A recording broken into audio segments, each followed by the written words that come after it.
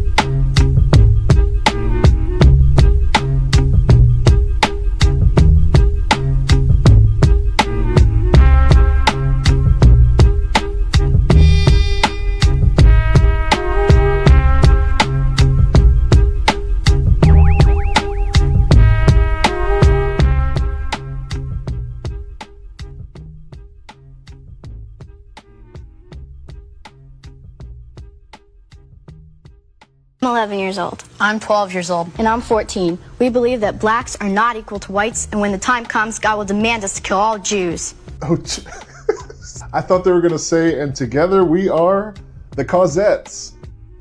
Let me tell you, Benjamin Franklin said, those who seek temporary security rather than basic liberty deserve need. Brothers have to understand that. But those who seek temporary security rather than basic liberty deserves neither. I'm demanding reparations. That's all I can see now. That's the answer for our people. And this document tells you why the man owes you reparations. Here, honey, you want reparations? Take it. This is reparations. This is how you've been injured. This is how you've been destroyed. You was changed from an African into a Negro. That you've been damaged, injured you, took your name, took your color. I don't have my pretty black color right now. You know, I want an afro. I can't even wear one. The man done messed it up. You understand? Or maybe you don't. Maybe, I know your name is Jones or Johnson or Williams, huh? And you know darn well that you have no business with English names. You don't think that's an injury. That's where your consciousness, then he killed your consciousness. You gotta charge him for that too.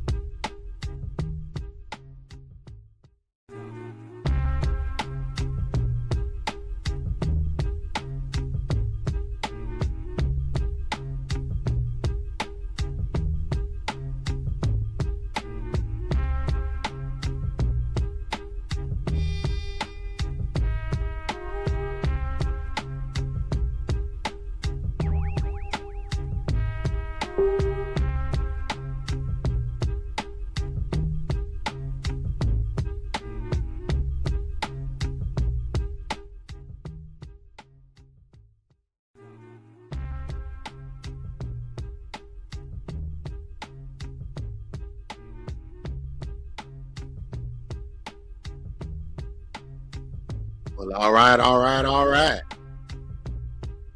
Welcome to tonight's show. Share this out. You know what to do. Like it. Do the thing that we normally do. Want to welcome everybody in.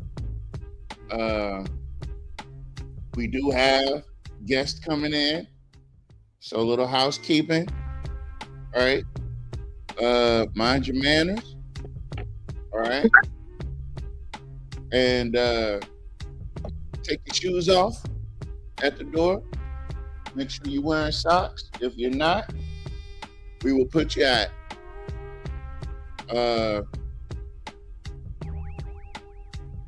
Brother Greg. As you can see, Brother Gregory Scott has announced that he is now running for the Councilman at Large seat, looking to replace longtime incumbent Jim Villard. That's right. We got some skin in the game, folks. We got some motherfucking skin in the game, folks. Miss Tasha, thank you for joining us.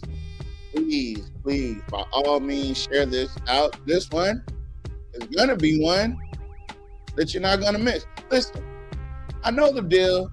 I know how y'all like to wait to watch us the next day, or you watch us on the way to work. This ain't one of those shows.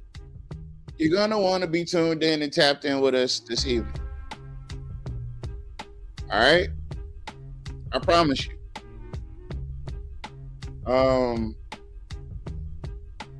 Justice for Nolan Wells. Free Carmelo. Rest in peace, Tyron. You know, the National Guard, America's National Guard, shot and killed an American citizen on American soil. Let that sink in. Let that sink in. Think about where we're at in this point in history. And think about what it's going to take for us to even get halfway on the right trajectory. Some people think it can't be done. Some people simply think that we can't turn this ship around. We're just going to have to scrub the whole thing and start back over. Right? And that's kind of what midterms are, from what I understand, right? Midterms are our chance, America's chance, to scrub the board and start back over. Right? But man, oh man, do we got some scrubbing to do. And it's unfortunate for incumbents like Jim Bullard and look, today I found out that Jock Roy hasn't even announced that he's actually going to be running. Who knew that? He hasn't formally announced that he's running. Now, Gary Johnson has, right? And we all know why. Because I don't know why. I don't know why he's deciding to run. And I'm going to leave that alone. I'm not even going to go into that. We'll cross that bridge when we get to it. All right. I know there are people watching from other platforms, and I appreciate you guys doing so.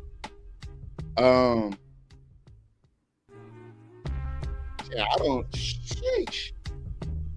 Man, you would think that some of this stuff is made up. You really would. But Brother Gregory Scott and hold on, I got something.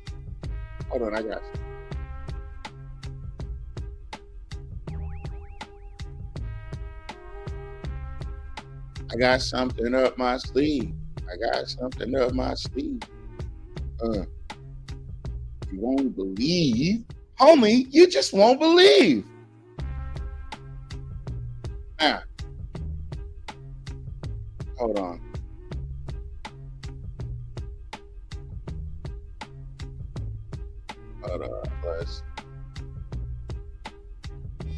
There we go. All right.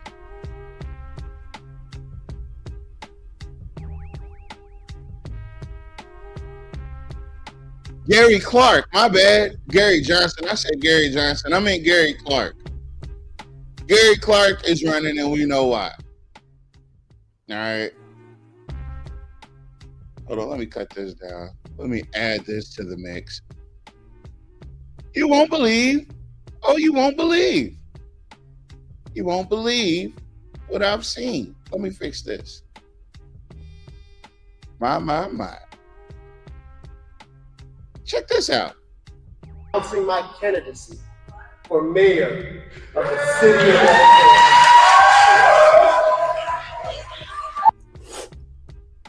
We need to give an investment for our young people so that they will not have to leave Alexandria to better themselves. We produce brilliant minds in Alexandria. Our Rocky-Scared school system has educated many people, and we produce hundreds of millions of doctors and lawyers and engineers, but unfortunately, they have to go elsewhere for an opportunity. We need to work on keeping that local talent here. Now, the city owns its own utility system, and yet too many of our people open up that bill every month and they don't know what they're going to get. We're having to decide whether or not they're going to pay this utility bill or pay for medicine or pay for food.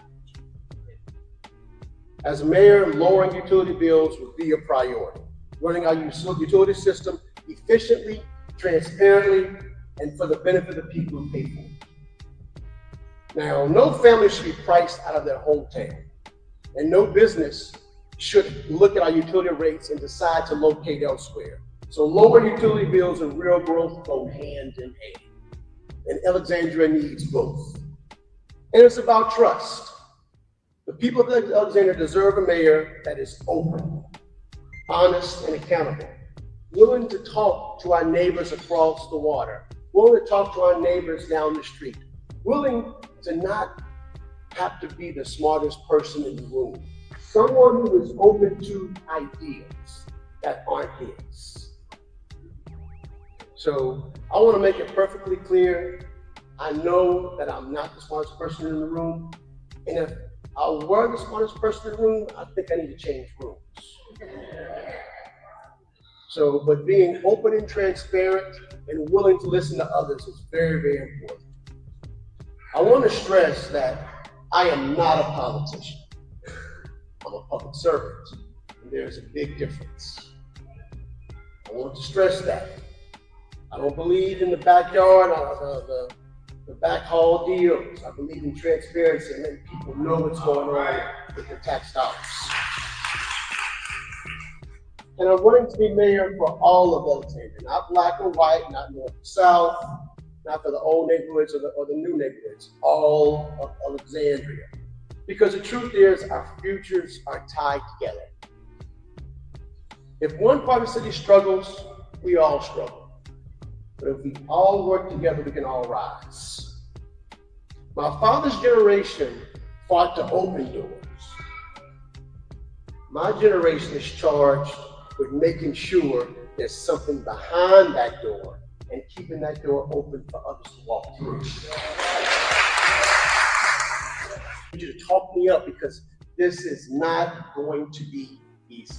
The kitchen sink is going to be thrown at me and us to keep from winning. And I want to stress, this is not about me. It's about us. I liken myself to the turtle on the fence post. He didn't get there by himself. So it's time for us to start the next chapter. We need to build Alexandria that our children have to live, lead, to find their future. So thank you, God bless you, and God bless the city of Alexandria.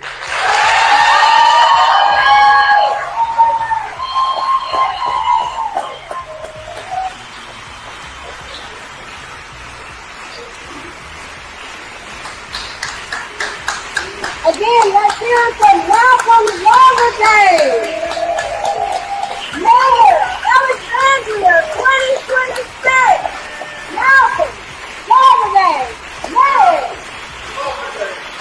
So today, I'm announcing my candidacy. I'm trying to tell you folks. Hold on. It's him. It's him.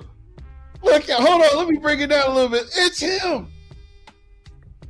It's Malcolm Loverday, y'all. Welcome to the show. We appreciate you coming on and taking a little minute to kind of talk to us. We just saw your excellent presentation. Totally appreciate you putting yourself in this race for everybody. And not everybody in the everybody sense, but you understand that you have to fix what's broken in order for everything to work. And so I appreciate that. So Mr. Loverday, thank you for coming on the show and sitting with us for a minute. Did you have anything you wanted to say? I got you for a couple minutes. Is there anything that you wanted to share? Oh, you might not hear me yet. Oh, he can't hear me. Well, we got him on, folks. We got him on. We're gonna let him get his technical difficulties together real quick. Hold on.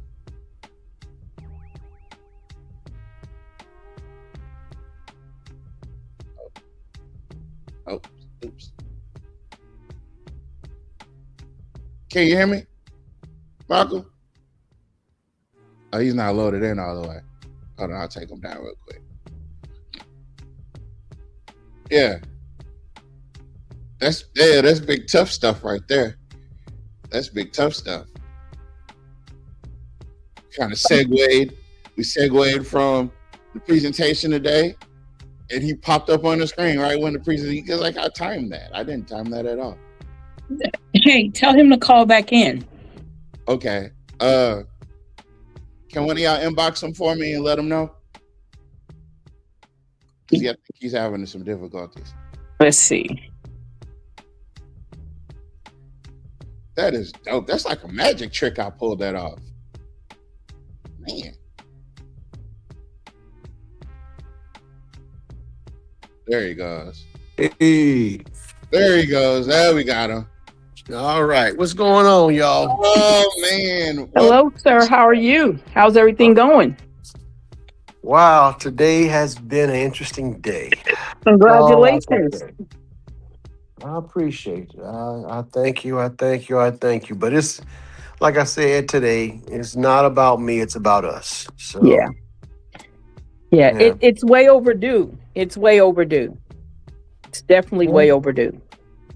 So Because there's so much potential, and we've always said it on the show, that there's so much potential in Alexandria. It's like a little tiny jewel that needs to be washed off, when they're looking for when they're looking for the diamonds. Mhm. So it's that one that has been cracked open, but it hasn't been cleaned off yet completely.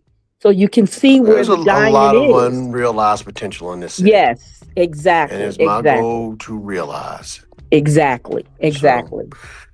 But, before we even get to that part, we got a bunch of campaigning to do. And I have to go out there and reintroduce myself to the people as Malcolm mayoral candidate. So I just got a bunch of work to do before we can start getting to the other business. And I'm ready for that work. Well, Exactly. I definitely like So this made my day. But it's been interesting, y'all. It's been interesting. It's crazy how we got here because initially I was just content being considered as a mayoral candidate. I didn't think I would be one. So, but thing happens, and I think there's a saying that you start making plans, and then the Lord does what He wants to do. So here we are. Yeah. You had a plan, but he has another plan. Yeah. I thought my plan was going to be a little different. I was going to be city councilman for a couple of terms, and and that'd be it. But I'm looking forward to this challenge.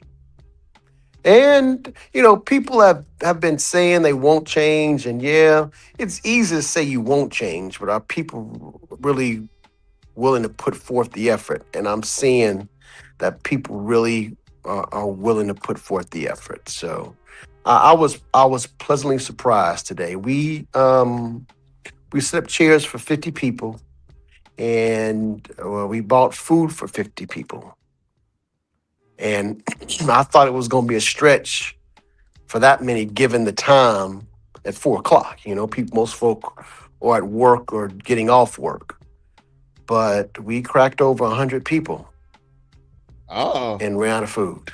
Wow. Yes. Awesome. Yeah. So I'm just really relieved and overwhelmed because, public speaking is not difficult for me. But when you think of the gravity of what you're saying and what you're doing, that's where my nerves kind of got the best of me because, being mayor is not a job I take lightly. People are counting on you to make their lives better. So I'm looking forward to it. Well, I mean, are you? So how have y'all been, man? Can you hear me? He can't hear me. Can you hear me? Go ahead, Mom. He can hear you. He can't hear me. Hello. I can hear him too. Okay. Can y'all hear me? No, y'all got to talk because he Hello. can't hear me. Hello. Hello. Hey. Okay, hold on.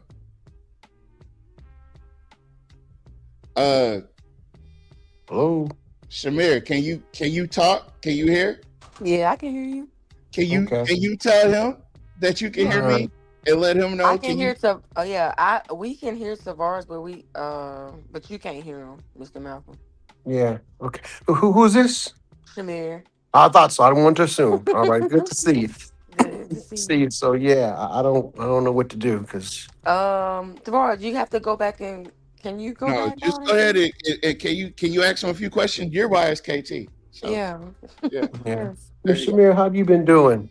I'm okay, Mr. Malcolm. I'm taking it day by day. Truly. How's your family? How's your family dealing with Um, Mr. Ray Sherm? yeah, it's rough. I'm not gonna lie. Yeah, It's life is rough. life. I'm trying to get back in my norm. You know. Life is life, and so See, look at that. That's some hating stuff. Now, how he get off?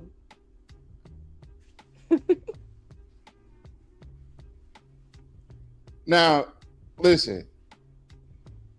I don't know what just happened. I don't know why he couldn't hear me, but he can hear y'all.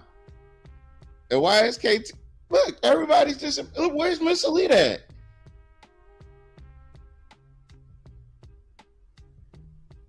I mean, really, folks. Nah, I'm fired. Y'all It's fired. not just the Malcolm off. Yeah, it knocked him off. Yeah, it knocked him off. And he was just giving me some advice, man. Ain't that some hating stuff? No, ain't no hate stuff. You know what? I'm gonna have to start feeding you information because you don't know how to look for it. I'm gonna have to start giving you AI tools. Mm-mm. First of all, I was doing something, and It Mr. wouldn't Lita matter on here what you was too. doing. Mr. Lita on here too, and you ain't talking to her. Cause she's not even here.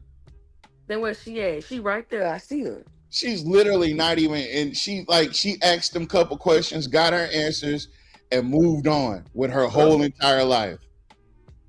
Well, it's not my fault. You had the technical difficulties, not It's me. not my technical difficulty. Listen, you know what? That's okay. What happened? Everything all right? No, we lost Malcolm, but it wasn't no help because he couldn't hear me. He could hear y'all, and y'all could hear me. So I was trying to get y'all to communicate with him. To what I'm saying? And we just started talking. And look, and So nobody was around to help. Mind you, we just started talking, and he got kicked off. So stop that hating. I said what I said. And you said wrong. I said what I said. He's still here, but he's not here. So I think he's gonna. You just. I don't know what happened, but I'm gonna take him down until he pop back up. But I want to thank Mr. Malcolm for coming by. I really do. And I only had him for about 15 minutes, so we got our 15 minutes. You wrong for that. There he goes. There he go. Get him. Get him. Wrong for that. Hold on, there he goes. all right. I just I can hear you guys. All right, my bad. Hating. Listen, But no, Mr. Malcolm, what were you saying? I was telling we just, we taking it day by day, I understand. Life is life. Life is life, and baby, but just understand, we're not here forever. We're all passing through. Yeah. And Sherman did what he needed to do, and he's now with the ancestors. So Yes, let's just make sure his children are looked after during this transition. Yes, sir. And his mom and sisters. So, yes. But you guys will make it. Life. None of us is exempt from death, baby. We all got to deal with it. So, anyway, so what you guys been hearing lately? Man, let me tell you something. First off, we were sad, right? We were going through a moment of almost grief, right? Because it looked bleak. It did. And then the little birdie came out and whispered something in our ear. We were like, yeah, sounds good. Maybe, maybe not. Right?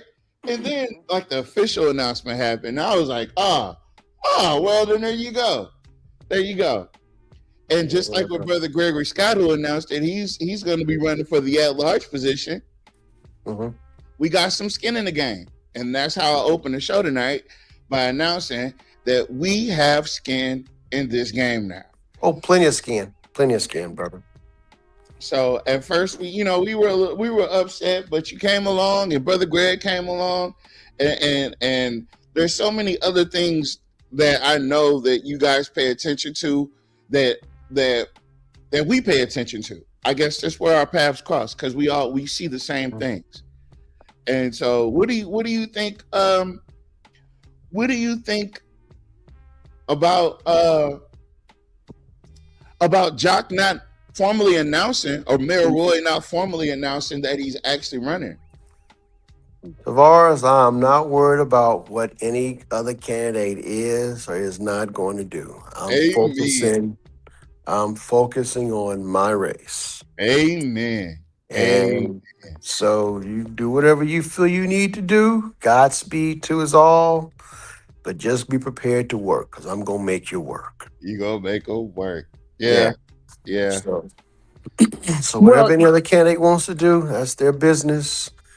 We're going to run the issues. We're going to run with integrity. I'm not into mudslinging. If that's what you want to do, well, you're on your own on that one. But I'm out here to win every vote one person at a time, and that's what I'm focusing on. I wish you could see these comments. You've gotten the best response I've seen. Like on KLAB, I like to look at the reactions. Man, there are people are 110%. It was like maybe 2 detractors, but they were insignificant. The overwhelming amount. Look, even in our chat, there's an overwhelming amount of support. So you know that the one thing's for sure, 2 things for certain. We're behind you, and we appreciate you for all the work that you've done. Well, today, brother, I let the people know that I am not a politician. I'm a public servant. There's a difference. There's a big difference. And if you don't have any haters in this world, you ain't doing nothing. You ain't doing it right. So bring on the haters. I'm going to just keep pushing along, me and my team, and we're gonna finish strong. We've started strong. We're gonna stay strong, and we're gonna finish strong. Amen. We got Brother Nat up here. Brother Nat, what's going on, man? Brother Nat, how are you doing, sir? Doing well. Doing well. Right. Hey, I want to say to the people that's listening, if they want change, they just can't sit idle and just expect change to come without work. Yep. They have to be the ones to volunteer. They have to be the ones to push for change. They have to tell people about you. They have to help put out signs. Because you just can't do an eye and genie and twinkle your nose and say I'll be mayor. You can't do that. Yeah. It's going to have to take people to help you, and that's what the people need to understand. It's more than just you. It's the people also that have to work behind the word change. You see, so I think if they really want change, we'll all come on one agreement and make change happen as a whole. That's what I think should happen. I agree with you. Listen, y'all. Yeah. I'm listening. Yeah, so I'm all for it, brother. We do need some change in the city. So right now, I'm just trying to build some coalitions and inspire the people to vote. I get why a lot of our people do not vote, because nothing changes in certain parts of the city. 1, 2, and 3, 1, 2, 3, and 4 have looked fairly consistent for the last 30, 40 years. I get it. So it's my job to motivate people to get out there and push that button. And then once we're there, work like all hell to make change. And I've tried from the council side, but the mayor handles day-to-day operations. We pass resolutions, and it's up on him to enforce them and enact them. And sometimes our vision is not his vision. So rather than continue being in my seat and passing resolutions, and ordinances that I feel aren't being followed the way I would like for them to be followed and enacted, why not be the mayor? Why Why not? not? You know Why what I'm not be the saying? mayor? Why Why not be not? the mayor? Why not be the mayor? So, and also, this next meeting, we will be discussing the unhomed and what we can do to deal with that. So that's a very complex issue, but I look forward to discussing it with my colleagues and see what can be done to remedy that problem.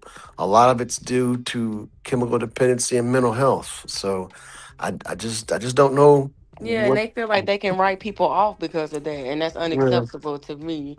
Because so the homeless coalition is not the only thing that's available. I was doing research, and there was another place I scrolled upon.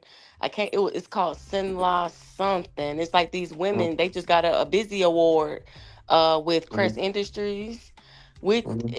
them. So I know I seen a post, but I can't remember what it was. But they're supposed to house the homeless too, along with the Salvation Army. So there are a few places. Your It's not just, resources. yeah, there are a few, so we can't get the same excuse from all of them. Well, and really, I know a little about the unhomed issue. Candidly, I know a little bit, but a lot of them I hear they just don't want to go to the shelters. That's what I've been told. So I want to really explore that and Yeah, I've been see told why. that too. I've been told Yeah, that. absolutely. I'm But that's told that. different Some of than the actually shelters charge. asking them why. Because hold on, I'm sorry, Nat. Because I'm gonna. that's the number one excuse they say about the Salvation Army. Oh, they don't want to follow rules. Yeah, some of them, but what about the ones that actually do want to follow the rules? And you Yeah. know what? Go ahead on that before. Go ahead and say what you have to say, Nat, because I want to say something to that. Some of those places charge those people to come there. But if I'm homeless and ain't got no job, how am I give you some money? Exactly. I guess you got to get a Exactly. check, a check from the Yeah, I state. think But the state cutting everything. So I mean, Yeah, so it's a complex issue. It's it is really a very much complex so. issue, and resources we normally relied upon aren't available. Hmm. So I don't know. I don't have all the answers, y'all. I don't have all the yeah, answers. you're I not I know supposed to. some of the rules, some of these rules they have for these organizations are very strict, and because of that, that is another reason why. And it's not that people don't want to abide by the rules; they're just overwhelmingly too strict for a lot of people who are not used to that. Certain things they don't mind doing. Following some certain rules they do. They don't have a problem with. But some of these rules, just listening to some of the things that they're required, and it can be overwhelming for someone who's unhomed. You understand what I'm saying? Especially I ones who have understand. mental issues going on. Sometimes that stuff can be very overwhelming for them.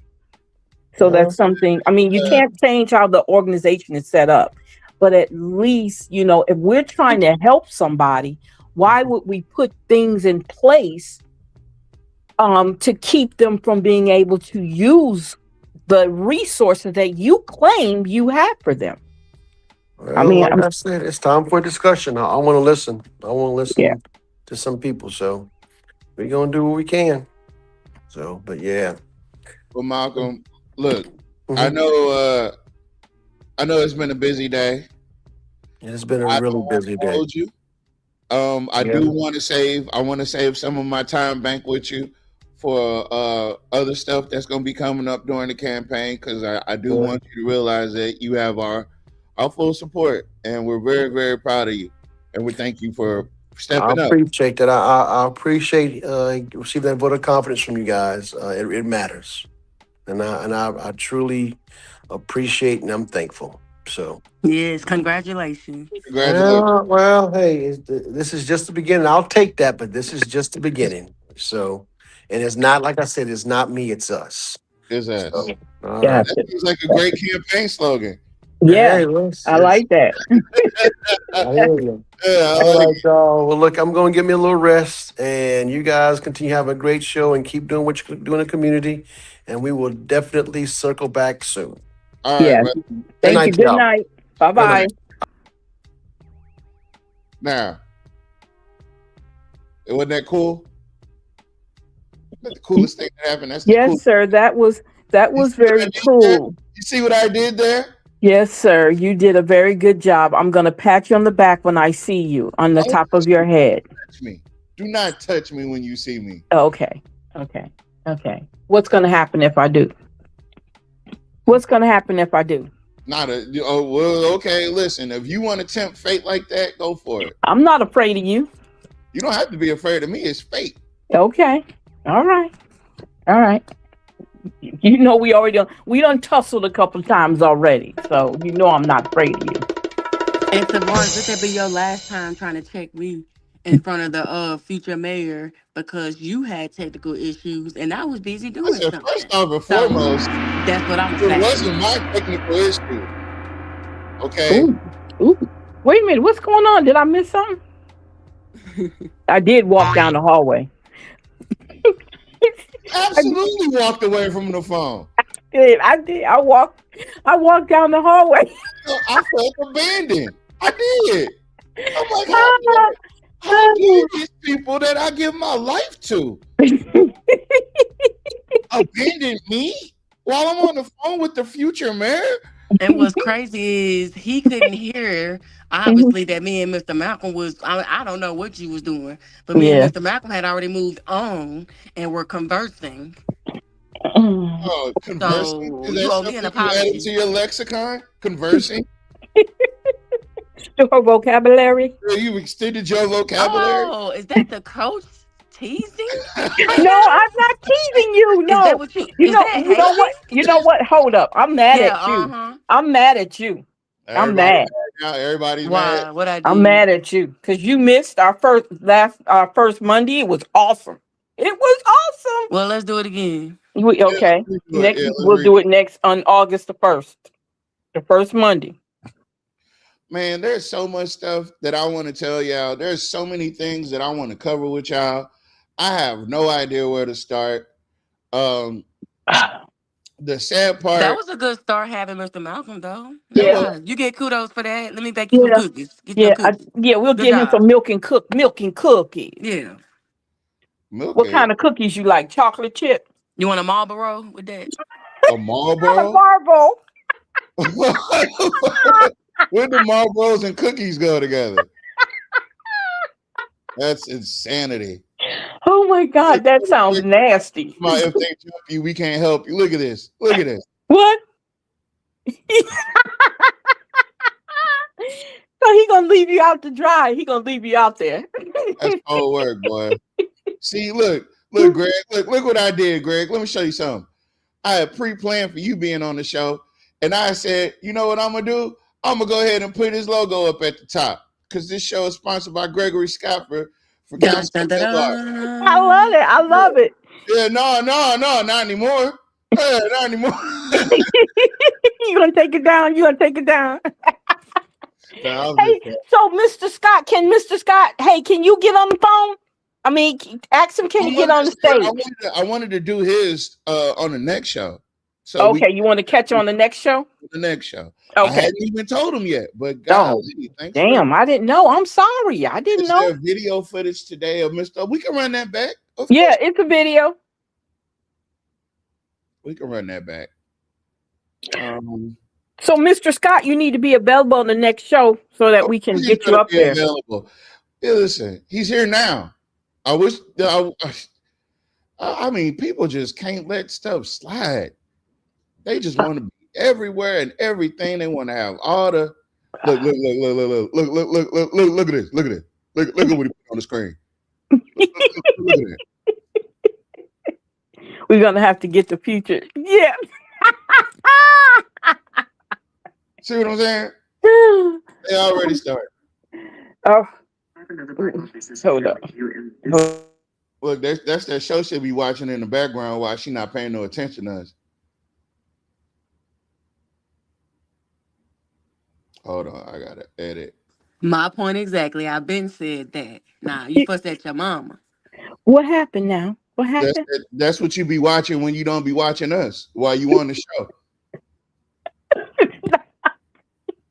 You're dead wrong, sir.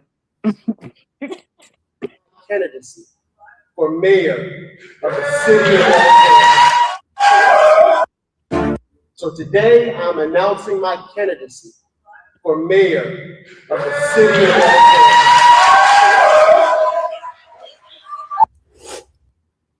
We need to give an investment for our young people so that they will not have to leave Alexandria to better themselves.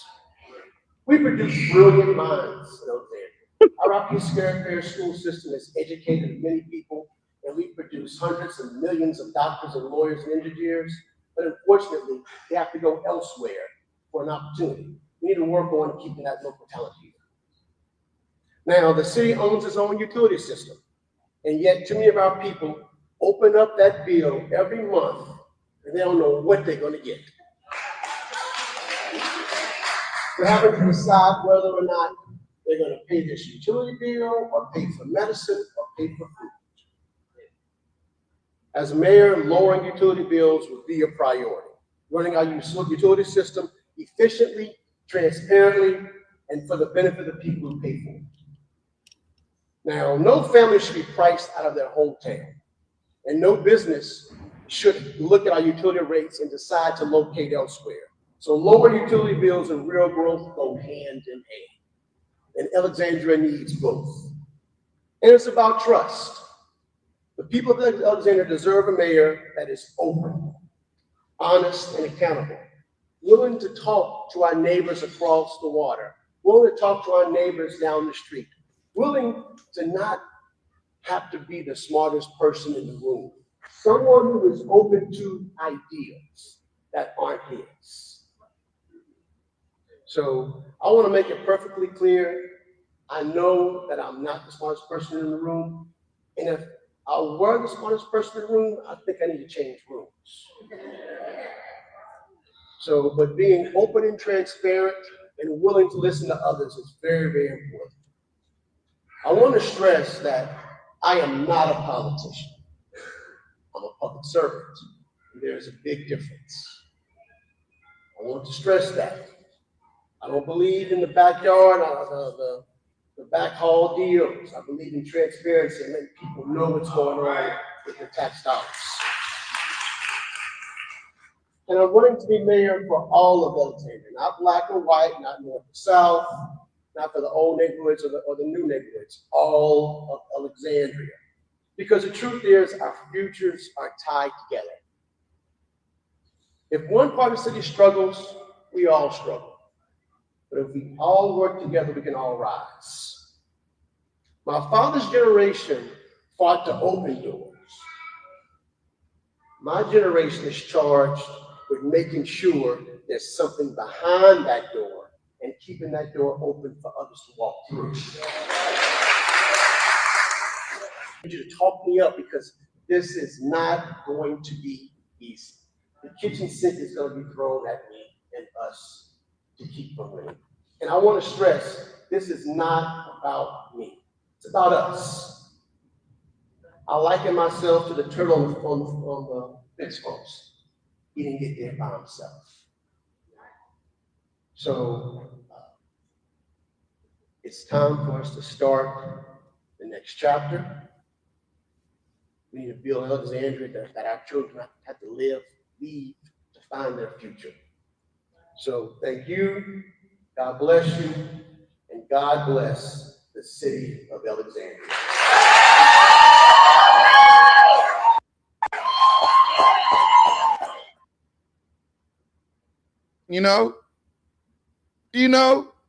Come on with it, Mr. Laverdale. I'm going to have to save that clip.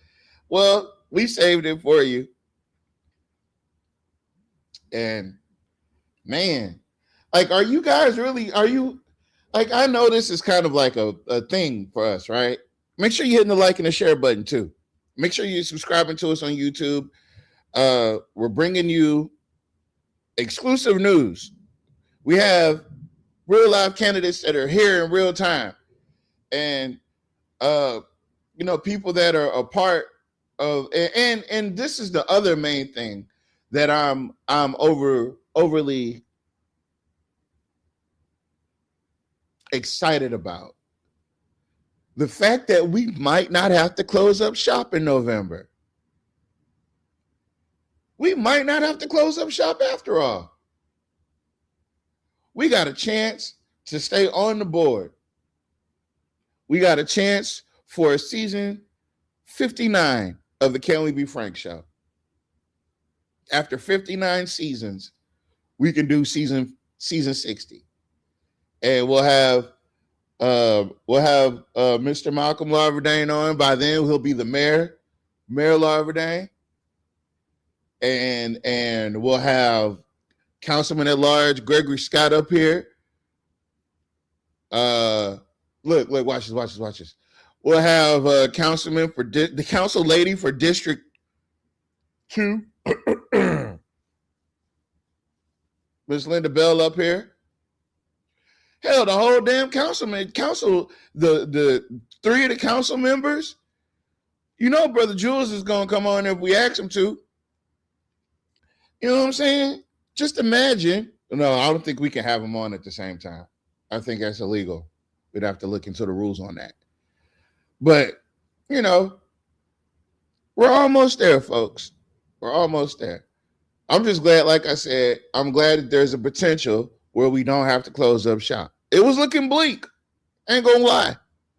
It was looking real bleak. It was looking bleak. We thought we were gonna have to shut the show down. We was like, oh man, we really love doing this show. But if these people go out there and they vote for John Roy and let him back in office again, we're out. No, I'm just playing. But that's essentially what it was gonna be. Cause like at this point, it's nothing more we can say. Literally nothing more we can say. So, you know, we got some skin in the game. Like I said, we got some skin in the game. That's important. We got YSKT back on the board. You know what I'm saying? I found a group that was dedicated to Send All Complaints 625, right? I found that group that I grew. Hold on, it's thundering out here. Is it thundering where y'all is at? We had a storm earlier. Our lights went out earlier, but not now. Well, if I up and disappear off the panel, y'all know what happened. The lights went out because it's cats and dogs out here. But yeah, man. Yeah, I don't even know where else to go with this. Cause at this point, it's only up from here. Now, I do want to get into a little Carmelo, right? Because today, whether you guys know it or not, today there was an update. Now, mind you, there's so many updates, late breaking updates, that I was still doing research probably like an hour ago. So to break everything down is literally impossible because there's documents been released, but I can't give you guys the semi-circle rundown. Let me see if I can share my screen. Also, we know about you guys might notice that we don't constantly report crimes that happen in Alexandria. There are plenty other outlets that do that. Almost too much they do that. So we try to provide you with information that is not readily available. That information on shootings and crimes and all that stuff that you can always all you have to do is go down your page and you're going to be able to see it.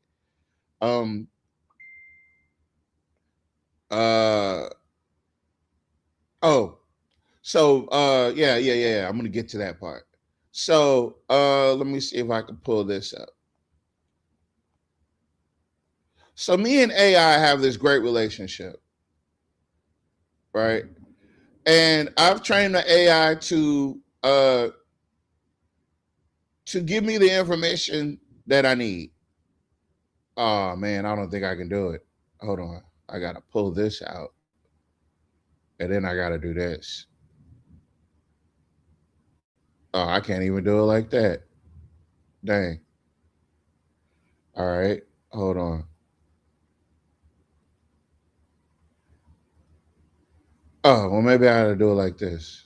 Entire screen. There we go. Woo! Shit. All right. Can everybody see my screen, Mr. Leader? Mr. Mayor? We see several screens. You see an infinity screens. Yeah. What about it? Can you see that text on there? Yeah, it's tiny, but yeah, okay. All right. So today, Carmelo's super defense team dropped the recusal. This is the accusal the request for recusal from the judge that presided over the trial. Right? And I told him that I fed it the information and I said, this is an update. It said, this is a massive development in the Carmelo Anthony case. The defense team, led by Russell Wilson II, along with Michael Ware, Gary Bledsoe, Brooke Cluse, Sean Dardia, and Justin Moore, is moving fast to try to secure a new trial by completely pulling Judge Roach off the post-trial proceedings. Filing a verified motion to recuse against the presiding judge right after a high-profile conviction is a major legal chess move. And here's the breakdown of exactly what the defense is arguing and why they say Judge Roach can no longer be a neutral arbiter. The media tour and vouching for the verdict. So they talk about how after the verdict is read, Judge Roach goes on this media tour and he's saying how well of an oiled machine this was. He says the primary trigger for this motion is the televised interview of Judge Roach granted to WFAA TV that aired around June 11th, 2026, as well as statements to Fox News.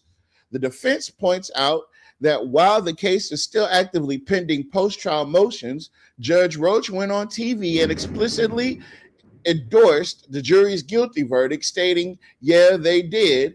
And when asked if the jury got it right and calling Carmelo a nice young man who committed a crime. The defense argues that the judge cannot impartially rule on a motion for a new trial if he has already publicly declared the verdict to be correct outside the courtroom. Is that a win or is that a win? That's a dub, because he did in fact get on TV and he did in fact vouch for this being the correct outcome. He said the jury got it right. So how can they move an appeal through this judge who thinks that the jury got it right and said that Carmelo's guilty, but he's still a good boy? Defending contested rulings. All right. During the trial, the defense fiercely contested the courtroom access limits, no cameras, restricted public seating, and the dismissal of 3 African-American prospective jurors during the voir dire. In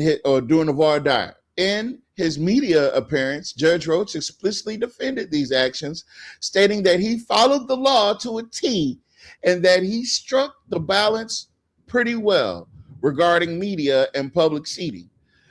The motion notes that the defense's contemporaneous motion for new trial is based heavily on recent Dallas and Houston appellate rulings like Stricker versus State and Hernandez versus State, which held that closing jury selections due to space constraints violates the constitutional rights to a public trial. Because Judge Roach has already committed to his narrative in the press, the defense argues he cannot objectively evaluate whether his own space restrictions warrant a new trial. The gag order asymmetry. One of the most striking arguments in the motion highlights the sheer asymmetry of the court's rules. Back on July 28th, 2025, Judge Roach issued a strict gag order silencing the defense, the state, witnesses, and court staff on the explicit premise that extrajudicial statements pose an imminent and irreparable harm to a fair trial. The defense argues that the judge legally bound everyone else to absolute silence, only to step in front of the cameras himself to shape the public narrative while he still held power to alter the case's outcome. Number 4, the official thank you letter. The defense also targets a public letter John Roach published on the official Collin County government website on June 17, 2026. In the letter, he praised multiple county agencies and declared the trial a well-oiled machine, and stated that everyone involved contributed, ensuring that the process was conducted fairly. The defense claims that publicly memorializing the trial as a success and pronouncing it fair signals to a reasonable observer that he considers the matter closed, rendering him unfit to neutrally review the impending appeals. So it goes into a little bit about what happens next, right? So because this motion was verified and filed under Texas Rules of Civil Procedures 18A and 18B, Judge Roach has 3 business days to do one of 2 things: recuse himself voluntarily or refer the motion to Judge Ray Willis, the presiding judge of the First Administrative Judicial Region. So a completely different neutral judge can be assigned to hear and determine the recusal. That's what's happening. So then today we find out that there was unofficial backroom deals that were made prior to the trial even taking place. It was a gentleman's agreement between the defense and the prosecution. So when people ask, why didn't Carmelo take the stand for himself? Here is the answer. It was a part of the gentleman's agreement. And I'm not going to get into the details of it. I'm really not, because it's sickening. It really is. But it's sickening enough to warrant a violation of Carmelo's constitutional rights. And that's a fact, Jack. All right?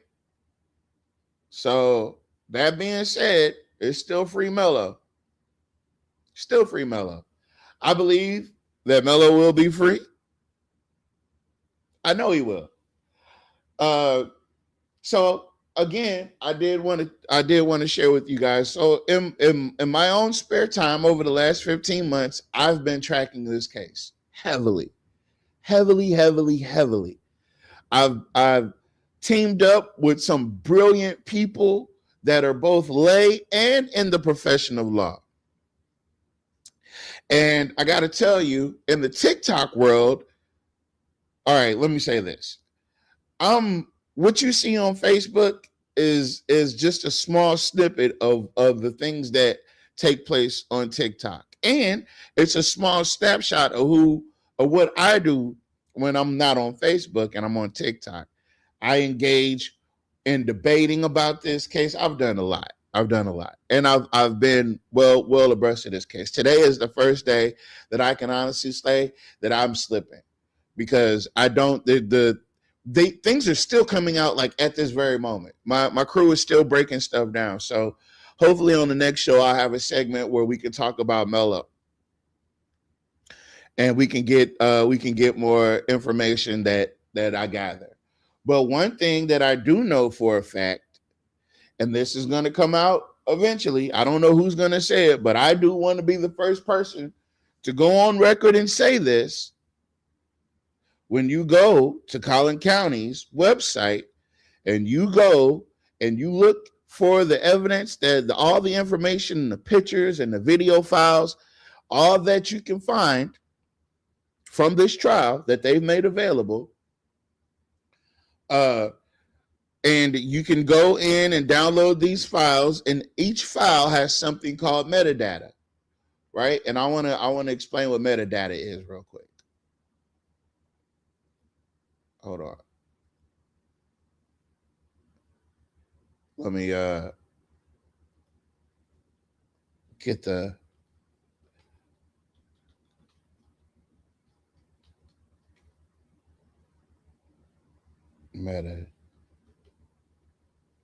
Metadata is simply described as data about data. It is the underlying information describes, explains, locates, or makes it easier to retrieve, use, or manage a piece of data. Instead of showing the primary content itself, like the text of a document or the actual audio or recording, metadata provides the contextual blueprint behind it. Common examples is a digital photo. The image itself is the data.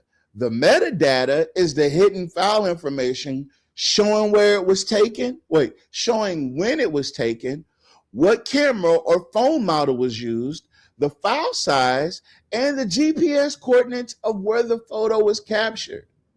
In emails, the body of the email is the data. The metadata includes the sender's IP address, the routing path, the routing path the email took through the servers, and the exact timestamp it was sent, and the recipient list, right?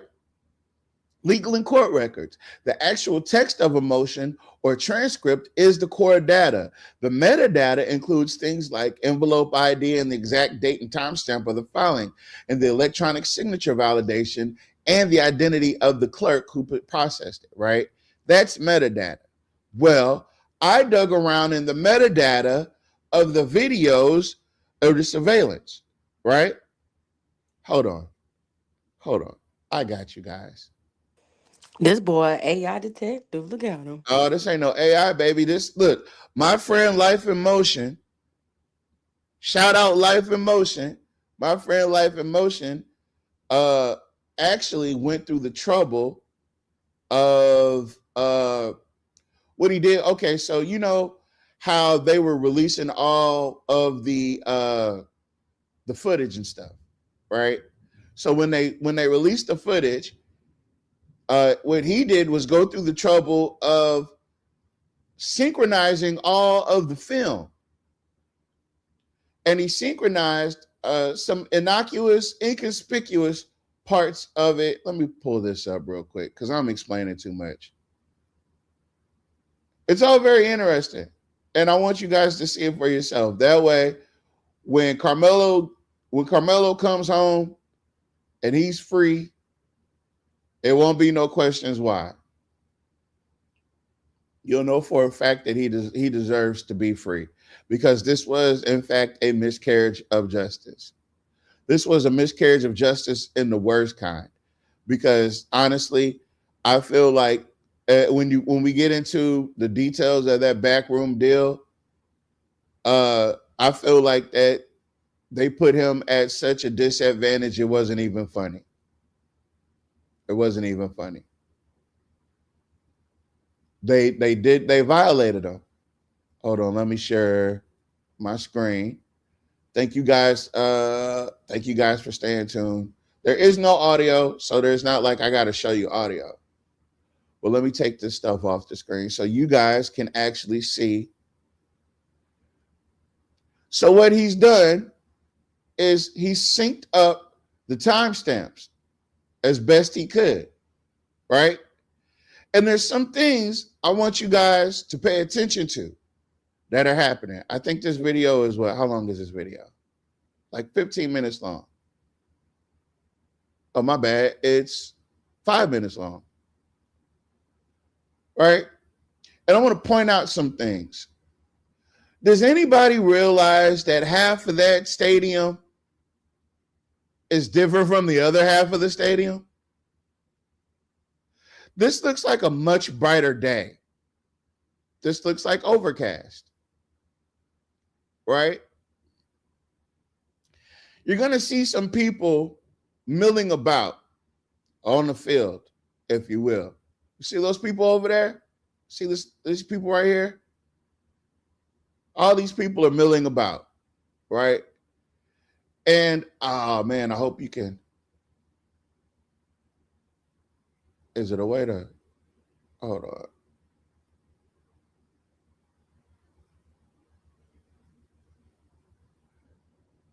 You know what I'll do? I'll wait. So in a few minutes, you're going to see some people running around this track.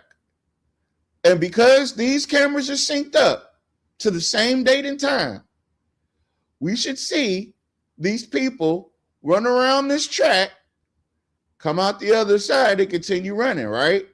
Because it's synced up, and this is the same day. We're looking at this date. We're looking at this date. These are both the same. We're looking at this time. We're looking at this time. These times ain't nothing but about 2 seconds off. They might be a second off. And there's a reason for that, right? So looking at this for yourself, you're like, this is evidence they submitted. I'm going to tell you about the metadata in just a second. So metadata is what's included inside the file. When you click on properties, or if you have like a metadata app or something where you can slide the file into it and it'll tell you the metadata. When I looked at the metadata for this, I was shocked. And more so shocked, I was appalled. That's right, folks. I get appalled. And in my appellation, I realized that this is the prosecution's video that they used to convict Carmelo, right? The issue with the metadata is they used an open source freeware called OBS. Now, OBS is something that we used to use on this show. And I just thought it was too busy, right? Because it's quite simply is just it. This is a straightforward show. The format that we use now is perfect for what we do, right? But I experimented in OBS, and I might still have it. I know Mom still has it on her computer. But OBS is a third-party source. It's not the industry standard. It doesn't. There was no reason for surveillance footage to be ran through a third-party system, right? So because this footage was ran through that third-party system, that tainted the original footage itself. Because it is my assertion that that's why these timestamps are trash. That's why I feel that these aren't even the same dates. These ain't even the same date. If you can look right here, right? Look at this side of the screen. Now compare that to that side of the screen. Mind you, these cameras are right next to each other. This looks like a whole different time of day. And in just a few minutes, you're going to be able to tell why. You're going to see some stuff that's going to be like, damn, what the hell? And it's going to be like, hey, I told you so. This boy was railroaded by a system that was determined to find him guilty. Carmelo's guilt was already a pre-done deal before the trial even started. And it had nothing to do with the jury. It had nothing to do with the jury. So what I'm waiting for is these people to come running around this corner right here. That's what I'm waiting for. You see people milling about. See that person right there? You see these people over here, right? You see the people on the field. Look, that person's on the field.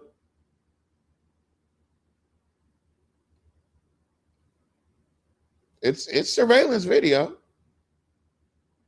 Oh, hold on.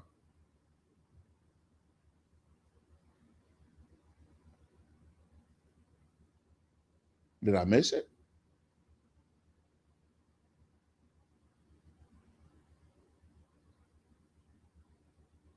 I did miss it. So I want to zoom in like right here. I want to zoom in right here. But what's happening right here is people are literally walking into this line and disappearing. They're literally walking into this line and not coming out the other side. And it's happening on both sides. This is clearly not the surveillance footage. It doesn't sync up. Oh, there it goes. You see these people right here? You see these people walking or running right here? Here they go. Here they go. They should pop out the other side. And no, they don't even come out. They never come out the other side. We've been tricked. We've been tricked. This kid was railroaded and we were bamboozled. We were bamboozled. Let me run that back for y'all.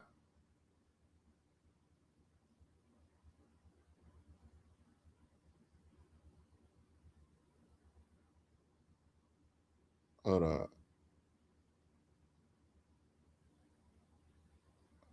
It was somewhere in here. Oh, there they go.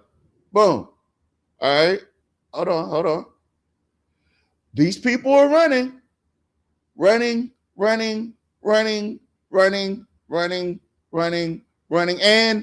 another universe. Mind you, we're still looking at the same timestamps from two different angles. Those people should have popped out the other side and continued running. Right?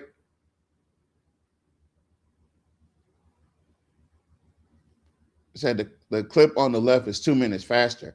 The clip on the left is no, they're synced up. They're synced up. These are seconds right here. So this is 29:30. That's 29 that just hit 30. That's 32. So they're like 2 seconds off. But either way it goes, those people should have popped out within 2 to 3 seconds and started running around the track.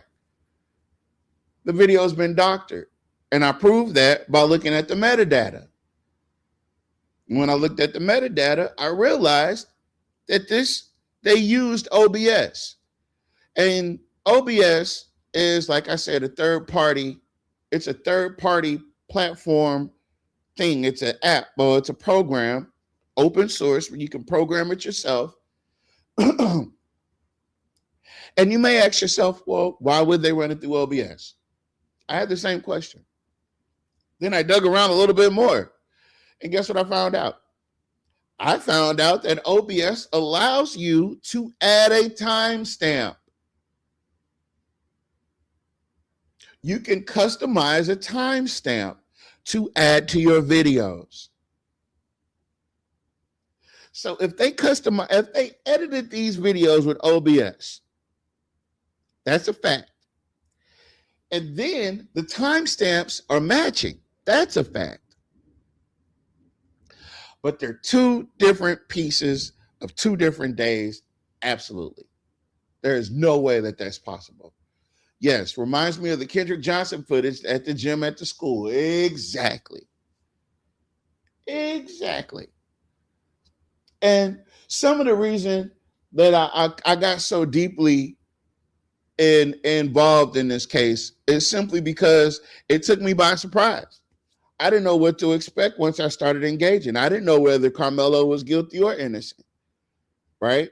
And all my friends that I was working with, or that I still work with, we walked into this case with an open mind, and we started looking at self-defense, penal codes, and all this 93.1 and 9.32. Like we really dug in. Got into Texas House Bill 1935 because they said it was a knife. Right? They said it was a knife. So they didn't tell us how long the knife was. Now, mind you, we didn't know what the knife looked like until the trial. Nobody said how long it was or nothing till the trial. So a whole year goes by and we're going over the law, just the law itself, right? And whatever side that this trial pops out on, we were going to be, as long as it was done by the law. Well, we found out that the knife was 3.5 inches. According to Texas law, any knife under 5.5 inches is not location restricted. It's a legal knife to carry. It's not even considered a weapon. It's considered a tool in the state of Texas, right? So once we found out it was 3.5 inches, it was like, great. And then we heard the officer get up there. We didn't hear him, but we read where the officer got up there and said, it's a tool. It's a multi-tool with a light and a glass breaker and some other stuff on there. Right? So we were good with that. I mean, the whole trial, we just knew there were some arguments that we had made over the last year that the defense did not make. And we were a little bothered by that. We were a little unsettled by that because we had debated this case ad nauseum. We really, like I said, we really dug in. We know what we're talking about when it comes to this case. So to couple all that together and just to find out that he got railroaded, and not only did he get railroaded, he got stumble pumped. They tried to do him in. They did as much as they could, right? Only to find out that the judge, that the prosecution, and damn near that the defense were all pretty much, I feel, I'm not going to say we're in cahoots, but this goes back to that gentleman's, gentleman's, what do you call this? What do they call it? The gentleman's agreement between the prosecution and the defense.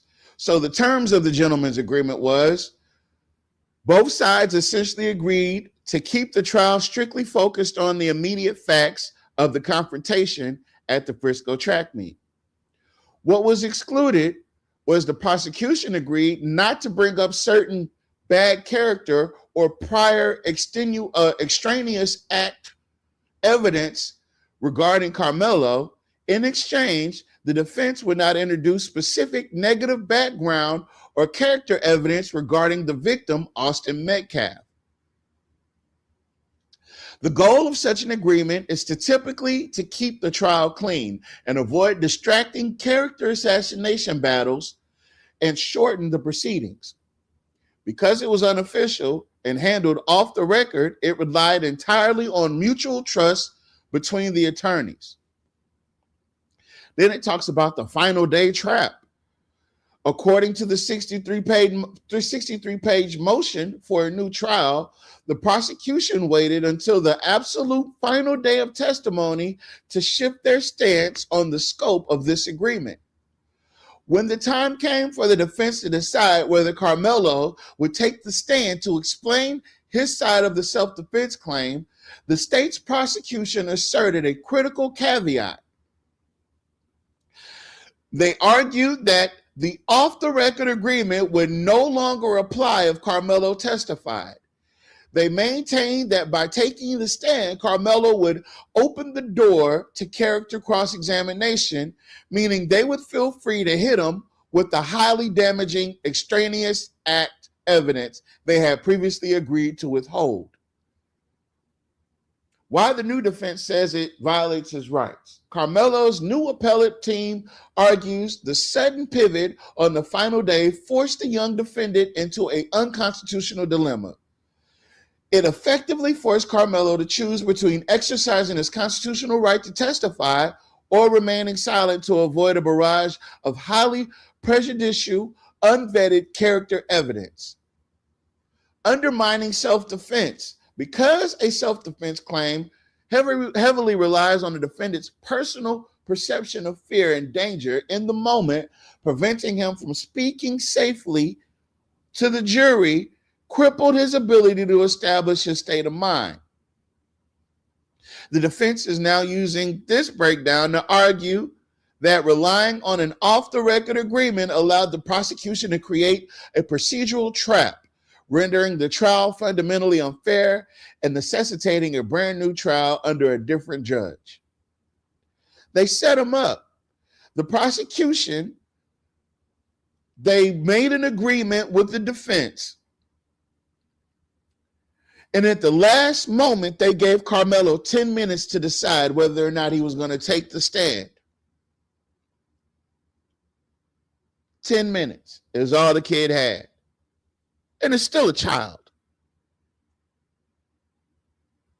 10 minutes is all he had to decide whether or not he was going to take the stand. Now, if he would have took the stand, they were going to make claims that were unsubstantiated, neither provable. They were just going to launch a barrage of lies against Carmelo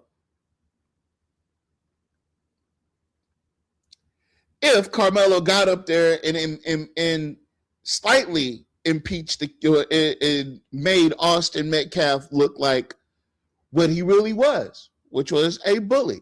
Now, in the court documents, some of those negative things that they were talking about, Carmelo could testify to, or that could be brought up, was the fact that Austin Metcalf and Hunter Metcalf were both troublemakers.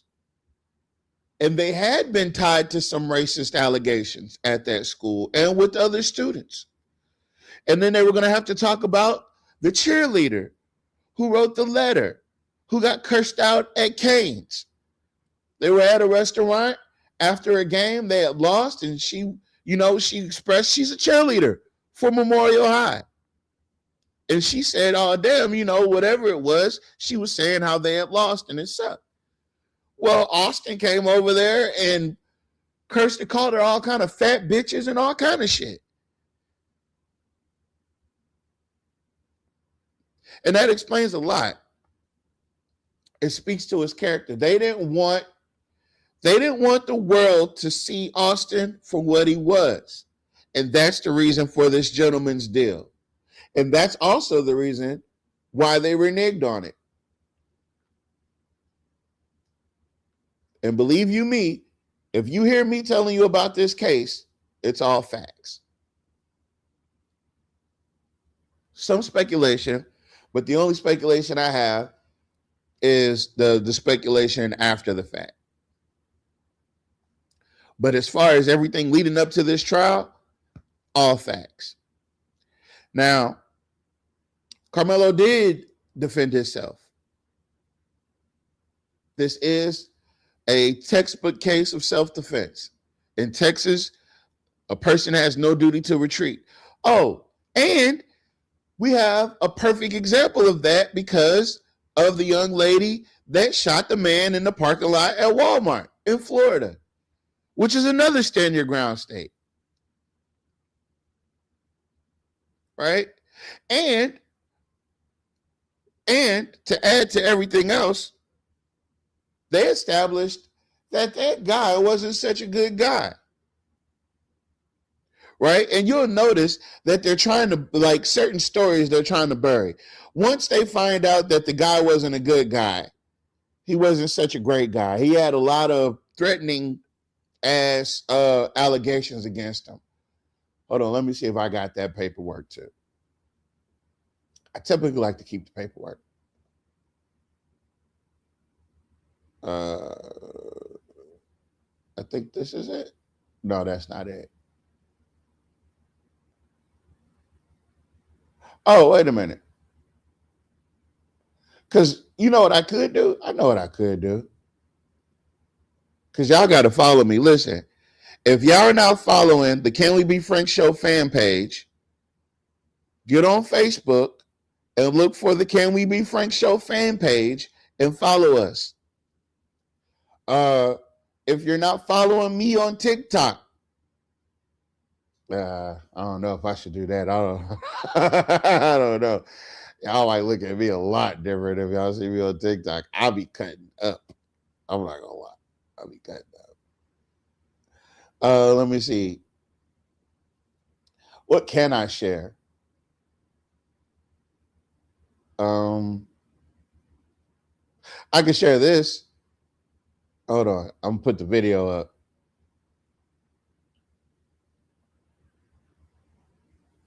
Just a second. And look, I'm taking questions. So if anybody has any questions, please do not hesitate to put them in the chat. I do have a lot of the answers.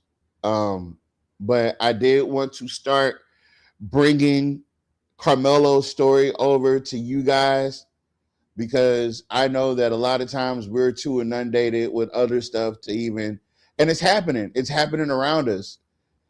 And I don't want people to be out the loop on this case. But Jeff Metcalf is the father of Austin and Hunter. You might know him from his racist rant the other week after the case was over.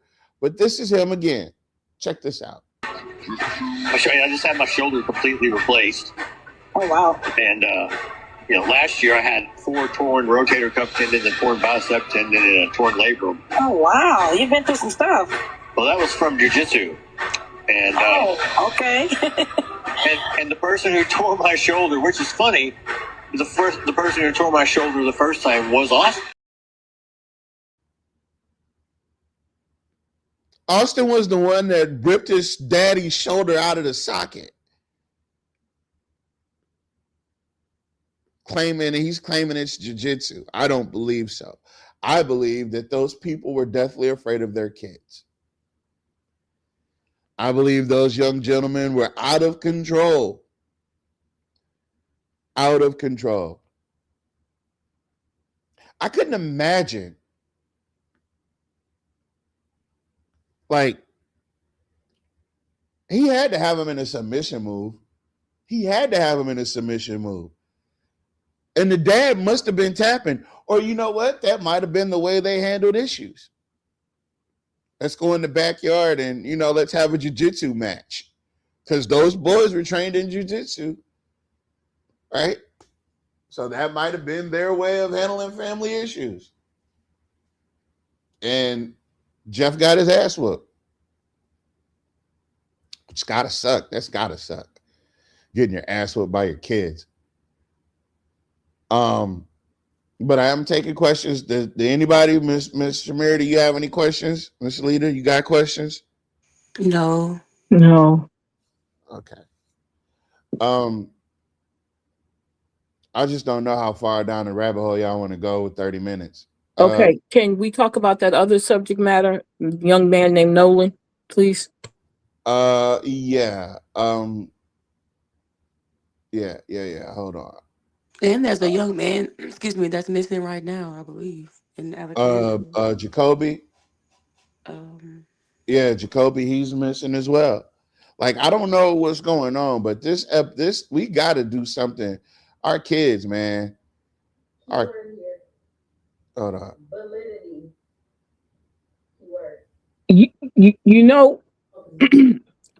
This young man named Nolan Wells, that happened in Mississippi. I thought it happened in Florida, but it was in Mississippi. Yes, Mississippi.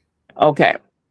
So when I was going through the story, this young lady who's actually talking about the story a lot, it reminded me of, and you guys have probably heard me talk about it a long time ago, the Jason Smith story that we covered, where I had an opportunity to speak to the mother. I interviewed the mother, the sister, the uncle, the father, me and the father, me, Brian, and the father, that is, had a long-standing relationship trying to get some information, on how this, we were doing our own investigative work on it. And he was in the company of all white boys when he was found drowned in a lake that they weren't supposed to be in. And the lies that were told, we have the police report, we have his autopsy, we have all that stuff, and everything did not pan out correctly. And this is me. You can't always tell your kids who they, because they find their friends on their own. It's not anything to have to do with you. But we have to look at when our kids find themselves being driven to be around a whole bunch of white kids. And I think we've been very silent. We think, oh, our kids are supposed to hang out with what they want to, but you can't, in some places, you cannot have your child being the only black child around a bunch of white kids all the time. That is not a flex. That is not a flex at all. Well, my child is all around and I want him to be interacting with other children. That's bull crap. Okay. Some things you got to pay attention to. I know you guys know about the story of the black woman who went to a grown-up pajama party, did not come home. She was the only black person in the room. Stop hanging around with all these white folks. Okay. If you're the only one in the group that's black, that's not a comfortable place to be. I don't see how you can be comfortable. I don't get that, but that's just my little soapbox. I would not encourage my son to hang around with a whole bunch of white folks and ain't he the only black person there. I'm not doing that. And I'm not going to condone it. And if he tells me, well, all my friends are white. Well, you know what? You need to find some more friends because that's where we at now. This is where we're at right now when it comes to every parent that lives in these bougie communities and got these highfalutin, they got it all. I'm not knocking what they doing, but you want your child to act like the other kids that don't look like them. You need to be paying attention. That goes for little girls too. Goes for little girls too. You guys need to be paying attention to, and then you ask your child, why don't you want to hang around your own race? Because there's got to be something that makes them feel like they can't connect with their own race of children. Of people. Something is kicking in them that's not, why you want to get away from your own people. And we see what keeps happening over and over again when we allow our kids to hang around all white kids. Now, we know that wouldn't happen with all black kids because we don't raise our children to be that way. So there's no flex that your child, you want to brag, well, my child doesn't have any black friends. And you bragging about that. That's nothing to brag about at all. I'm sorry. To me, it sounds dangerous for your child. It's not a flex. I don't care where you live at. I don't care what you have materialistically. It's not a flex that your children don't have people that look like them as friends. And they don't hang out with them and have a good time without hurting each other. Okay, I'm off my soapbox, so go ahead.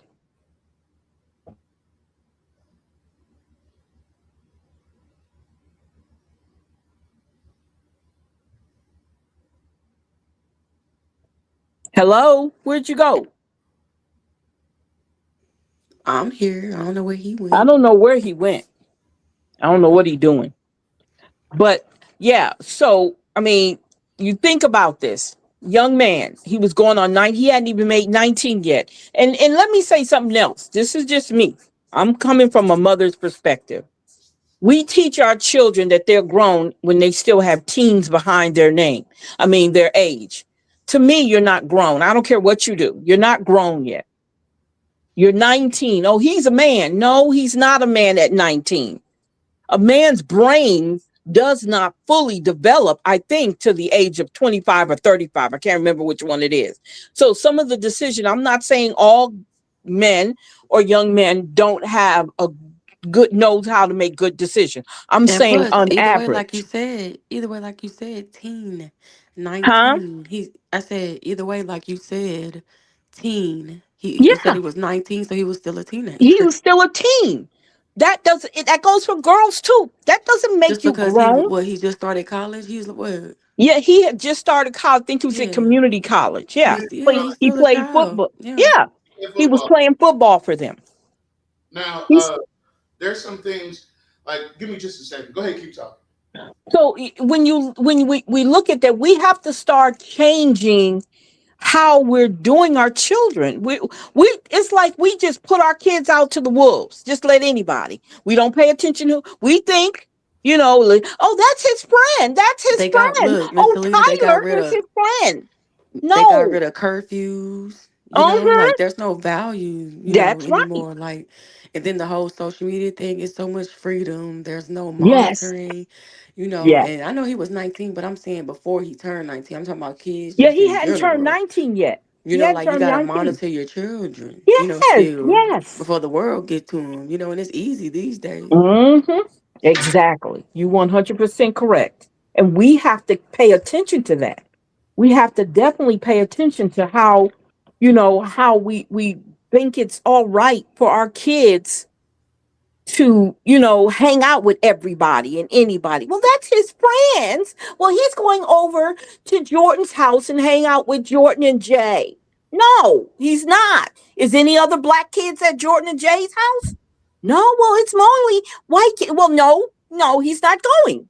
I said no. You're not going unless there's other black kids around you. If there's not, you're not going. Because now I'm worried that you're not going to come back home and everybody will lie about it and cover it up. Now I No. will say this, Miss Alita. Now you do have accidents with black kids too Yes. when they playing with guns and stuff like that. But Yes. in this situation, I'm gonna be real. It seems like when a lot of black people get around a lot of white people when it's around water. Yes. You know what I'm saying? What's Yes. up with that? Why y'all keep if you know you can't swim for one, even if you can swim, you know that Murdoch case, you know, when the son had drove that boat and hit them rocks and all that, people died. You know, Yes. that young lady had died. So it's Yes. not always about if you can swim. You know, it's Exactly. about who you around and who you Who surround you're yourself around. with. That's right. That's right. You That's know? right. The problem with Jason Smith problem was Jason Smith had a phobia of water. He had a phobia of water because his mom said he saw they were getting ready to take a bath and his cousin drowned in the tub while everybody was there and Jason saw him. So he had a big phobia of getting in water. So there's no way he would have told them to put him in a boat and take him out in the middle of a small lake and just, and he swim back. He couldn't swim. He didn't like water. And I that came from every family member I spoke to, I interviewed, that he did not like water. I And think everybody who was in the house with him was white. He wasn't even at his own house. He was at one of the boys' houses. And they Who were is that? all Who is white. Jason Smith? You said Jason Smith? Okay, so Jason Smith, he was murdered back in 2011. It was a story we came upon on YouTube. We was me and Brian was doing some small investigative work, reporting. And we came upon this story. So we started contacting the family. We talked to the dad. We got real close with the dad. And so we start like doing his story. We actually did his story. And his story was done by other people too. But we brought it to KTTP, to Keeping It Connected. That's what it was at the time. And we also had him on my blog talk show. And I got a chance to talk to his mom because the mom and dad were separated. But I got a chance to talk to the mom. I talked to the brother. I talked to the sister. At the time, they were staying with the father at the time when all this happened in Eros, a little small town outside of Ruston, called Eros, Louisiana. And it's a majority white town with some black folks. They had, they were separated by the railroad track. That old 1960 stuff and 50 stuff scenario. And he went on this. He was supposed to be going to summer school, and I think it was a day he skipped. Instead of getting on the bus to go to summer school, he went with his white friends. So that day that he went with his white friends, well, he asked to go. He got on the bus to go, but he didn't get on the bus. So the bus driver lied, and the bus driver lied, told him that they took him to school, which they didn't. He was never on the bus. It was just like one thing after another, that it was not adding up. So he wound up over to these boys' house, and these two boys, talking about they put him in a boat.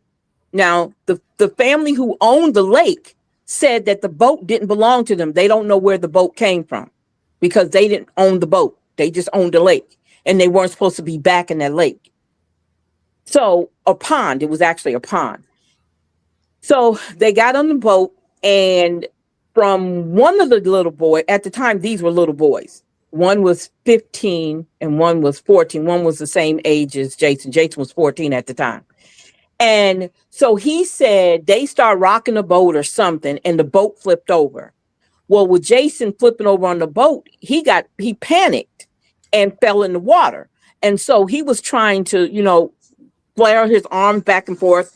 And one of the little boys was trying to save him, but he said he got tired. He couldn't catch him. Well, for one thing, if we keep trying to tell you, he did not like water. He would have never got on that boat on his own. There was no way. So what we found out was they had beat him up in the house and then put him in the boat and took him out in the water.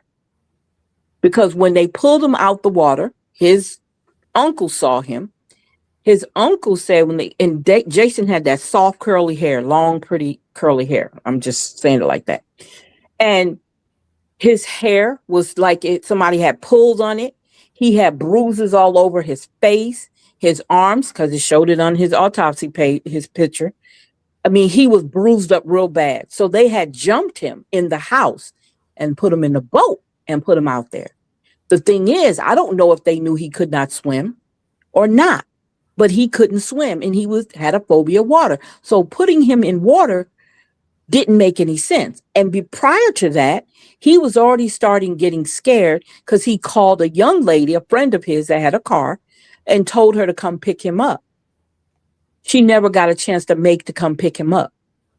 So she missed out picking him up. And he wound up, they found his body 8 o'clock. So there's a 911 call, which I have, that this family, somebody called in. I don't know who the call was in, who calls it in, but told them there was a body in a pond. Now, these two young boys who was involved, after they he wound up in the water, they went home, didn't tell nobody, went home, changed their clothes, and was sitting down watching TV when one of the other boys' mother came home and told him the other boy had to leave because he was going to go to a party. They still hadn't told anybody that there was a body in the water. They didn't tell them until another family got involved. Well, wait a minute. Wait a minute. Just stop. Oh, you found it.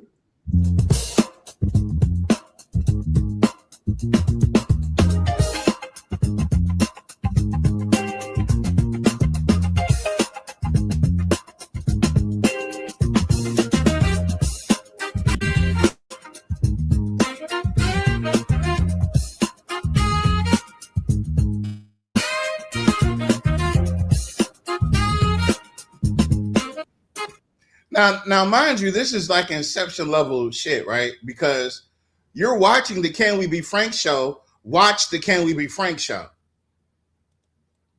Yeah.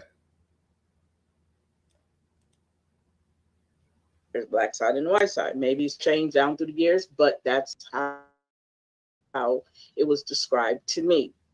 At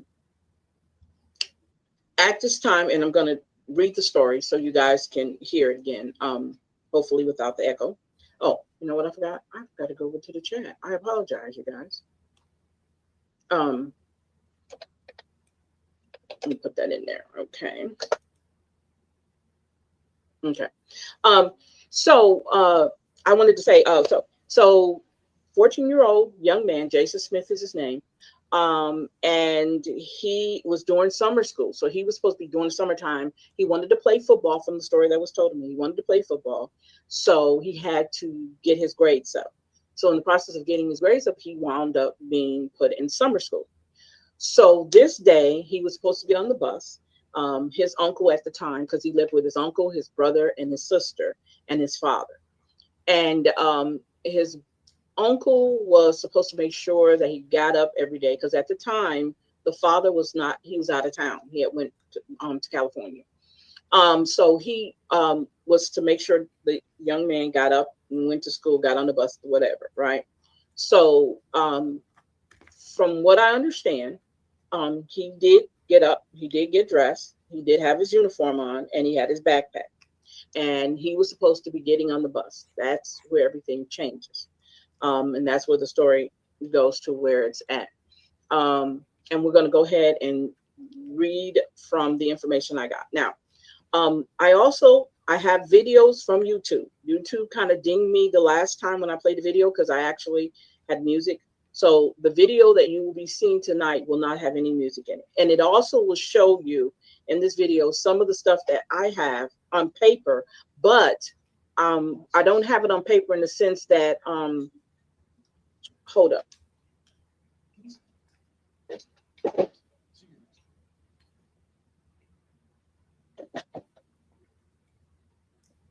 Who was producing your shows back then?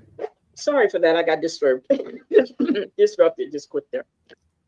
My dogs think it's all right for them to just open up and just push through my office. Anyway, so we're going to talk about it. So the evidence that I said I have, like the paperwork and stuff, some of the paperwork, not all of it, you're going to see it in this video. Now, let me say something too. Let me forewarn you guys too.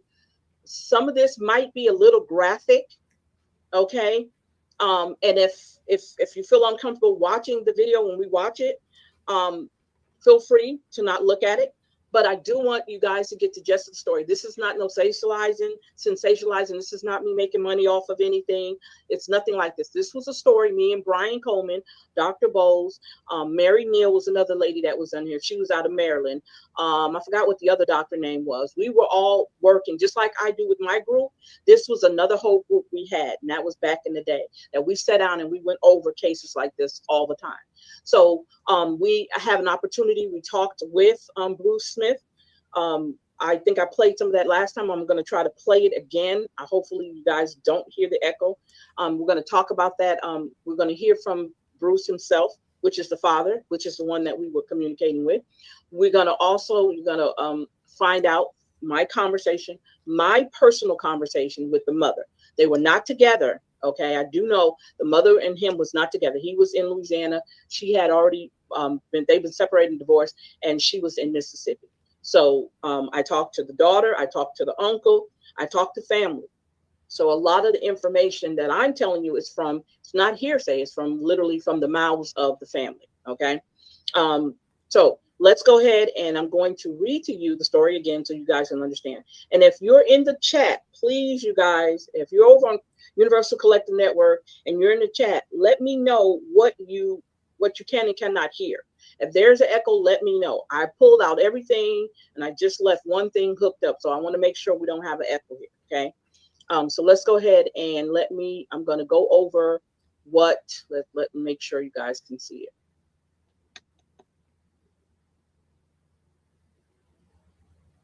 I'm going to share the screen with you guys. Okay. So to tell you how old this is, you guys, I wrote this blog and I had totally forgot about it till I started going back and researching all the information I had that I can remember that I had. Well, I wrote this back in 2012. As a matter of fact, October 21st of 2012. He passed away June 11th. This is around the time that we found out this information. As of today, this is his 14th anniversary of him being gone. He would be 29 years old right now if he was still here. So we're going to talk about this. And it's a very good story. And I'm going to try to probably bring some more of the stories that we covered that we, had a grasp and talked to the family and found out some things. Okay. So bear with me. Monday, June 6, 2011, Jason Smith, a 14-year-old African-American teen, was supposed to be on his way to school. What happened next would lead to his death. The following event that took place would change the lives of everyone involved and leave some questions yet to be answered. Jason woke up that morning, got dressed in a pair of khakis, his leather Converse sneakers, a blue or white polo shirt, and his navy colored bubble jacket. Let us not forget his backpack. He spoke with his half slept or sleeping uncle, letting him know he was about to go to school. In a sleepy haze, his uncle nodded his head of approval and never realizing that he would not see Jason alive again. The bus was supposed to pick Jason up that morning, right in front of the house. We don't know how Jason wound up over on the other side of town at the Sutton and King's residence, 4 miles away from his neighborhood and 28 miles from Jonesboro Junior High, which that's where he was going. He was attending there, like I said, summer school, so that he could play football that year. He wanted to get his grades up so that he could play football. There was said that a phone call was made by Jason while he was over at the residence of Ronald King, who was 17, to a family friend, and on the voicemail message, Jason sounded frightened or nervous. This same family friend is supposed to have been the transportation Jason used to go to Sutton House. So obviously, Jason did not get on the bus, so he wound up going over to Clayton's house. The little boy name is Clayton Sutton. Wound up over at his house, right? Kids mischievous. They're going to do what they're going to do, unless you check behind them, right? Now, let's keep in mind also, Jason had a learning disability. Okay. And some of his classes were special, what we consider special ed classes. So not all his classes were regular classes. Okay. All we know was that Jason was stopped to get on. He was supposed to. I can't. Give me a second, y'all. I gotta have my glasses because I'm sitting here trying to look at this like I can see everything. My eyes done got cold, and I can't see like I used to.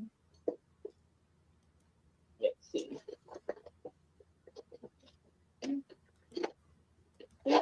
Okay, hold on. So, what I will do, we can finish this at another time. Yeah, I want to start dedicating segments of the show when we're not talking about local stuff. This has been, I see where I get it from now. This definitely has been 14 years in the making. And I tell you, I went off the deep end, and I understand because I was a part of this case as well. I helped out with it. And so, I mean, these injustices, I mean, and we're not even talking about other cases we've covered. And these are heartbreaking stories. Yeah, I don't even understand, right? But what I can tell you is all three of the cases we just discussed this evening, Carmelo, Nolan, and Jason, right? All three very promising young black men, football stars, and all had their lives altered or ended at the hands of white folks. So it's not going to be whether or not these people are guilty or innocent. Carmelo's completely innocent. Those boys, Clayton Sutton, they're completely guilty. But we're looking at a justice system that prosecutes you according to your skin color. Kendrick Johnson. Yeah. Like, you name it, they prosecute you according to your, or adversely, they won't prosecute you based on your skin color. Now, Kendrick Johnson and Jason Smith and Carmelo, well, hell, all of these, listen, all four of the boys I just named, Kendrick, Carmelo, Jason, and Nolan, all the white boys involved in this have very rich and powerful family members. Jason had an uncle that was FBI. Kendrick Johnson, those two boys, their fathers. Their father was an FBI agent. Was FBI. In this case with Nolan, one of the boys' moms is a judge. In Carmelo's case, Ken Paxton's involved. There's another guy named Fallon. I think I sent it to you. Fallon is is a representative. A senator. Yeah. He's a congressman. His son goes to school with Austin and Hunter. They were football teammates. Yep. It's almost like a ritual. It feels ritualistic. It does. It does. I want to say something real quick. You mentioned Mary Neal. She passed away. She passed away, and then Brian passed away. And this, the Kendrick Johnson happened in, was it 2013? I can't even remember. I can't remember when Kendrick Johnson's, I think it was like right behind Jason, because Jason happened in 2011. So like they were right behind each other. And then both in southern states. All over southern states. Yeah, in southern states, right? And it's all, white boys. Yeah. Yeah, I was so obsessed. You know how Tavares does this? He says he sees where he gets from. It's very honest that he says that, because I was the very same way about the Jason Smith story. I was so obsessed with that case. I ate everything I did was back to that case because I kept seeing Jason. I kept seeing my son being Tavares, something like that happening to him. But I know Tavares know how to swim. That's the only thing different. But losing a child is crazy. And I was so obsessed with that. We did everything we could to make sure that story got out there. And it was a lot of work and it's a lot of draining, emotional draining of doing all that work and being called a liar and doing all the research and saying it's not true when they had people. We could go to different areas. Like, I don't know what it's called. It's almost like Reddit, right? Reddit, the Reddit where people talk back and forth. Well, we went on another rabbit hole. We did a rabbit hole research and we found other people talking about it on a back end thread. And they had admitted that these boys did that. And we wound up with a conversation. We were all on the three-way. And Bruce was on the phone with us. Bruce got a phone call. And the phone call Bruce had, he put it on speaker so we could hear it. And the phone call we heard was the mother of Clayton Sutton says, my son didn't kill that nigger. Ronald King did. That's what she told Mr. Bruce. And we all heard it. We was like, oh. So you need to stop telling people that my son killed that nigger. He didn't kill that nigger. Ronald King did that. So we, when I say we've been in the trenches with this stuff, we've been in the trenches. Yeah. And we got the threats, we got the whole 9 yards, but it never stopped us from doing the work. Yeah. So I do want, like I said, I do want to carve out. I want to carve out time during each episode. Here. Hold on, let me play this real quick. Validity. Keyword. Because the motherfuckers is lying.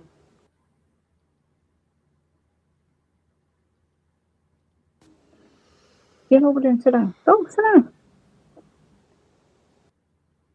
Now she's pointing out the fact that people are starting to question the validity of the information surrounding the missing Mississippi 18-year-old. Mm-hmm. This is before he was found. Mm-hmm. But they kept on switching up the stories. Mind you, all them boys lawyered up immediately. Mm-hmm. Yeah. They kept on switching up the story about what happened. And now, as of right now, is being ruled as a drowning. That's what they did with Jason. They said it was an accidental drowning. And then they didn't. It's a ritual. Yes. Drowning or, whenever the hanging happens is suicide. We don't commit suicide by hanging. But that's what they keep saying. So when you say drowning, Monroe was the only one who covered it. And Monroe had a little blurb in the newspaper about him. And they had a little blurb that they mentioned it on the radio, on the news. Other than that, you never even heard about Jason Smith. Nope. That's the crazy part about it. He wasn't important enough to make it a big story because they didn't want a lot of attention on that story. Because if you would have had a lot of attention on that story, a lot of things would have came, uncovered. Right. Right. So we hired a private investigator to actually help us with finding the information. Right. Yep. All right. Well, let me tell you something, folks. This was a great show. I'm not even gonna lie. This was a high quality show. It was definitely good. Yeah. High quality show. I am going to. Did you put the comments up on the screen? Yeah, they're on the screen now. No, there's no comments on the screen. That's probably because you can't see, but the comments are on the screen. Oh, you talking about over there in that little square? Okay, Right. gotcha. So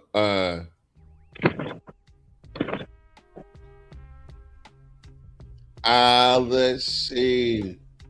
It was most definitely planned. Yes, absolutely. Miss Velma said, "Did those boys get away with that?" Absolutely, they did. Yes, they did. They sure did. One of them moved away. He moved to Alabama. Clayton Sutton moved to Alabama, I think, and got married and had a kid or something. That was the last time I heard, and I can't remember what happened to Ronald King. I think he's kept getting into trouble. I think even until his adult life. Ronald King was the bad seed. He would have been. He's a version of Austin and the Metcalf boys. Yeah. I'm telling you, I feel like it's a rite of passage for some of them people. Yeah. Yeah. Could be. Yeah. Sacrifice. Go ahead and read the names. Oh, I'm sorry. Give me a second. You know me, I'm always doing something. Thank you, Miss Dixon. Miss Bell, you missed last night.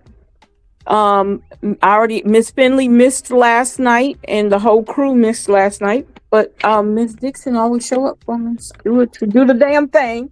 So thank you, Mr. Scott. Thank you, Miss Dixon. Thank you, Mr. Turner. Thank you, Miss Jacobs. Thank you, Miss Berard. Thank you, Malcolm. Thank you, Miss Jacobs. Susan, yeah. I said, hey, Miss Agnes. Tell Miss Agnes we said hey. The group says hey. Miss Bell, thank you. Mr. Mercer, thank you. Miss Tom, Miss Lynn, we miss you. Miss Coleman, hey, Miss Coleman. Coleman said, why did those white boys and their family? That's okay, baby. They didn't delete nothing that we didn't. I'm telling you, when I tell you I got a crack team of people that as soon as this case broke, they already, because of our experience with Carmelo, we already knew what to look for, where to go, what to get. We got it all. Oh, yeah. Oh, my God. We got it all. Go ahead. Okay. Let me make sure I get everybody. Somebody said no electricity till 10. Damn. 10 what? It's 10 now. Miss Battles, thank you. She said, I see this with my ex-daughter-in-law. She thinks it's okay for my granddaughters to be with those little white girls. I say, hell no. It's not cute. I don't care what nobody say. It's not cute.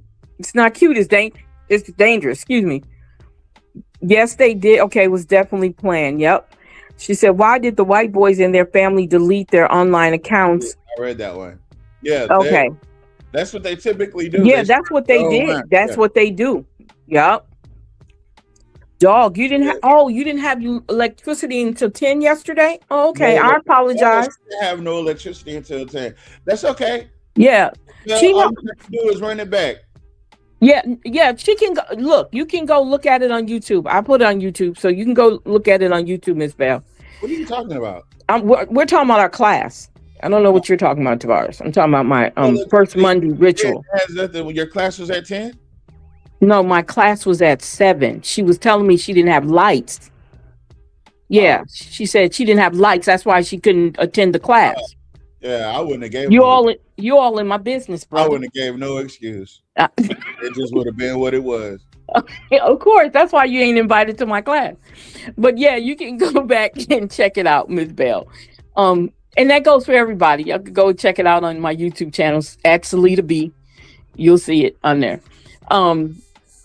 But yes, got you. I got you. That's cool. It's no big deal. You can go watch it again. Yeah. So I want to thank you guys for hanging out with us. She said, stop it. She talking about you, Tavares. But yeah, this was a great show, you guys. Y'all got me all excited. Just thinking about Jason Smith again, because that was something. Whew, that was something. What else I wanted to say?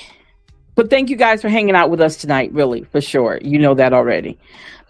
We really appreciate you guys. every time we turn on this show, the stream, you guys are right there, and we very much so appreciate every moment of it. Every time y'all show up and y'all show out, and we love that about y'all. We definitely do. Numbers tomorrow. Huh? I can't wait to see these numbers tomorrow. Oh yeah, yeah. Yeah, listen, if you're watching us and we're not live, you're not watching us live. Let me tell you something. You need to start getting here at 8:30 on the random days that we go live.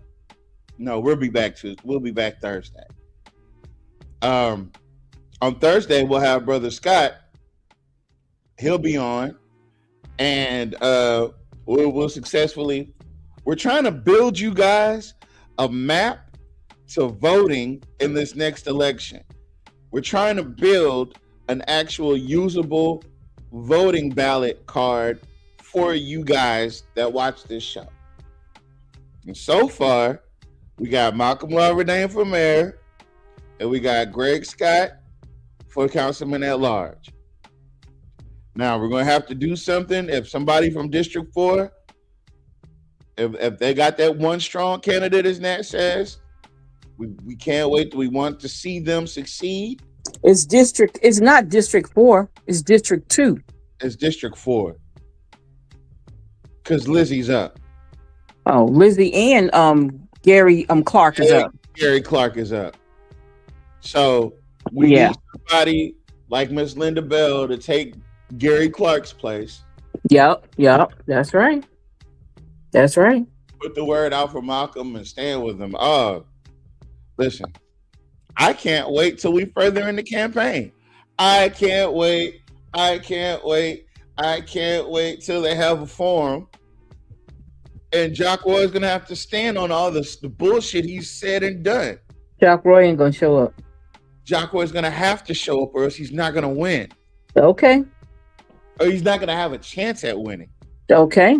See, one thing I know about white folks, they love a martyr and they love a fighter.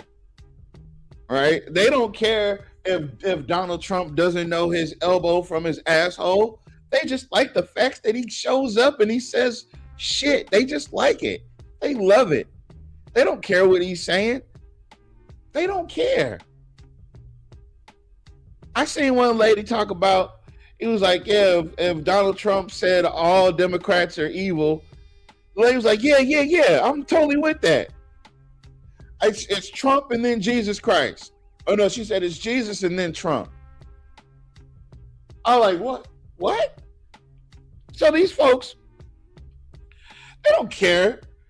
They don't care what these people say, right? They just like the fact that they show up, and right. So what is it? What are the optics, right? Jock doesn't show up to a forum, and so far we only got 2 black candidates, right? Mm-hmm. So Jock doesn't show up to the forum, and you're going to give the full spotlight to 2 black people, one of which hands you your ass every single city council meeting? No, sir. You're going to have to race this time. And like Malcolm said, you're going to have to work hard, son.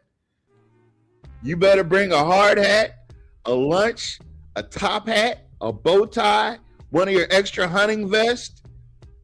You better bring your flask. You better bring your little necklace with the thing on it so you can pull it out and do the thing with the thing on it. You know what I'm talking about. You know what I'm talking about. You better get all the help you can, Jock. Malcolm's about to put BTA. And I feel like he can do it. He does it to you every single council meeting. He gets all the way under your skin. And you end up losing the plot. So I can't wait. He really about to be mad at these next council meetings. Oh, he's not going to, but he can't show it. You see, white supremacy is being unbothered, right? That's the magic of white supremacy. They have to appear that they're unbothered by the goings-ons. Even if they're down by 1,000,000 points, white supremacy still believes they can win. And so with that being said, just get ready. This one's going to be a doozy. This one's going to be one for the history books, folks. We're going to finally get a black Hey, man. can you hear me? Now I can. Okay. So listen, I don't know if I sent you something. I sent you that Nolan family hired Ben Crump. Yeah. Ben Crump's got his he's got Miss Cluse on Carmelo's case, and he's working this case, and we give Ben Crump a lot of shit. I hope he gets this shit right. I hope he gets it right. I know Miss Cluse on Carmelo's team, she's around a bunch of very, very well-established black civil rights. One of them is the president of the Texas NAACP. He's also a part of the Innocence Project, which gets wrongfully convicted people exonerated.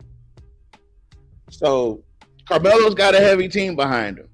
And with the addition of Ben Crump fighting for justice for Nolan, this might be it, folks. This might be our turn. And I'm not talking just hyperbole. I'm talking like this is it. This is when the world gets to see what black people go through. And it's going to be undeniable. You're not going to be able to hide it.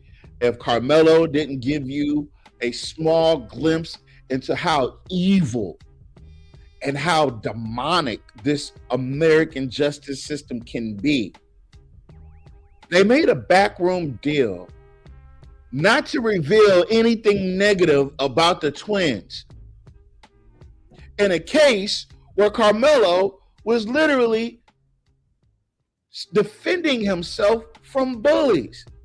And they took out the key element of the case by saying that they weren't allowed to question whether or not those boys were bullies. And then they waited till the last day of the trial to renege on the deal. That's the DA, Collin County, Texas's DA's office. Bill Werski and Greg Willis, who are also in 2022 also accused and settled out of court of sexual harassment in the workplace. That's right, folks. They were using the DA's office to harass women sexually. And they had to settle out of court for $1.75 million. That was just in 2022. And Greg Willis went on to run again and win. Run unopposed, as a matter of fact. And if you think there's something wrong with our justice system, absolutely. It's the people that are ensuring that it works. That's what's wrong with our justice. They're making sure that it does not work in our favor. They're making sure that justice does not get provided and extended to black folks. I gave you 4 different cases of 4 black young men, 2 of which are dead, 3 of which are dead. And the only one alive is Carmelo. And he's fighting for his freedom right now. All because of white boys. And it's not a coincidence. It's not. It's not a happenstance. This is the system as we know it. So I can't wait. I feel the change is coming. And I wonder who's not going to be ready for the change. Because those who ain't ready for the change, they're going to get left behind in the dust. And whether that's Jock, whether that's Gary Clark, or whether that's Jim Villard, doesn't matter. Doesn't matter. And I hear those rumblings of them trying to recall Cynthia Perry. If y'all are really going to go through with that, make sure you got all your T's dotted. Make sure You got everything together because it's embarrassing when you try to recall somebody and you fail. It's an embarrassment. And a little side note, y'all better leave these people alone, because while you sitting up here talking shit about them on Facebook, talking about how many millions of views you got, these people are literally on BET. It's a big difference. You need to stop. I am going to stop. But this lady literally just went on BET and had the BET experience. Her office is she has a room for her shoes. She's about what with mama. Well, peak everything. I'm telling you, people, leave people alone. Being relevant only works if you're doing something for the good. But if you out here just trying to clout chasing all this other shit, man. But you know, one thing I don't like, Ten, is I'm not feeling these hip hop rap video vibe text videos that they've been putting out. I'm really not feeling that, because if that's what you showing me that you doing with my money, then you know what I'm saying? You moving like you the damn president or something. What you talking about? I mean, there's a lot of the women that have tax businesses. They doing a lot of like music video type promotion. That's what I'm talking about. Yeah, well, listen, they trying to get business. They drumming up business. Some of it, they trying to I mean, they definitely hitting their target audience. That's what they trying definitely to hit their target audience. I don't know if I'm gonna cap about that one. That target audience is being hit like a mofo. But damn, son. Anyway, if you're watching this tomorrow, make sure you hit the like button and make sure you subscribe and make sure you hit the bell to know when we go live. And yeah, do the thing that do the thing. So we're going to be supporting Malcolm. We're going to be supporting Greg. And we're going to be supporting ourselves. And we're going to keep this train rolling. When we come back Thursday, we're going to talk more about Mello. We're going to talk with Brother Greg. And we're going to talk more about the city of Alexandria. And we're just going to talk. It's a talk show. It's a podcast. It's a Black Agenda podcast. So we're out of here, folks. Say good night, everybody.